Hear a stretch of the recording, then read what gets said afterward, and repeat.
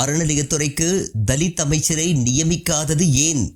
இதுதான் விஜய் பேசும் சமூக நீதியா? தவிக்கவில் வீசும் RSS வாசம். தமிழக வெற்றிக் கழக தலைவர் சி. ஜோசப் விஜய் தலைமையிலான புதிய அமைச்சரவை விரிவாக்கம் ஆளுநர் மாளிகையில் நடந்து முடிந்திருக்கும் நிலையில் தற்போதைய ஒட்டுமொத்த அரசியல் விவாதங்களும் ஒரே ஒரு துறையை நோக்கியே திரும்பி இருக்கின்றது.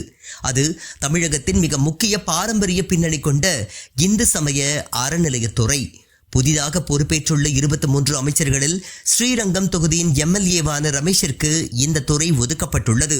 ரமேஷ் பிராமண சமூகத்தை சேர்ந்தவர் என்ற விவரம்தான் இப்போது கோட்டை வட்டாரத்தில் மிகப்பெரிய பேசும் பொருளாக மாறியிருக்கின்றது. பிராமண சமூகத்தை சேர்ந்த, அதுவும் ஆன்மீக பூமியான ஸ்ரீரங்கத்தை சேர்ந்த ரமேஷிடம் இந்த துறையை ஒப்படைத்ததன் மூலம் விஜய் ஒரே கல்லில் 2 மாங்காய்களை அடிக்க முயன்றுள்ளதாக அரசியல் விமர்சகர்கள் கருதுகின்றனர். அதே சமயம் விஜய் முடிவு தவறு என்றும் கடுமையாக விமர்சிக்கப்படுகின்றது. மேலும் மாற்று மதத்தை சேர்ந்தவர் என்பதால் விஜய் மீது வலதுசாரி அமைப்புகள் வைக்கக்கூடிய இந்து மத எதிர்ப்பு என்ற முத்திரையை உடைக்க இந்த நியமனம் ஒரு வலுவான கேடயமாக பார்க்கப்படுகின்றது.